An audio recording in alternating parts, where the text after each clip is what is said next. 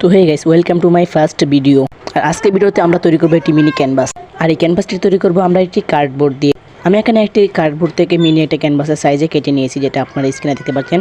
আর এখানে আমি ব্যবহার করব ওয়াটার কালারের যে পেপারগুলো আছে সেগুলো। আর পেপারটা আপনারা অবশ্যই একটি বলি পেপার নেওয়ার চেষ্টা করবেন, সেটা যে কোনো পেপারই হতে পারে। তো এখানে আমাদের ক্যানভাসের থেকে একটু বেশি করে কেটে নিতে হবে। দেখতে পাচ্ছেন ক্যানভাসটি থেকে আমি প্রতি সাইডে এক স্কেল করে বেশি কেটে নিয়েছি। আর এর চারিদিক দিয়ে আমরা ভাঁজ করে নিতে হবে।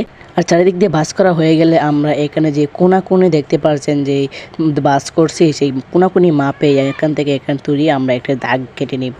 তো 4 কর্নার দিয়ে এই দাগটি কেটে নিতে হবে।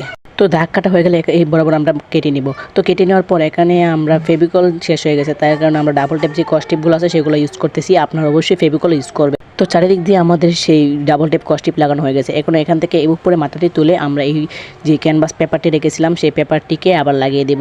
আর এভাবেই আমাদেরকে সেই পেপারটিকে লাগিয়ে নিতে হবে।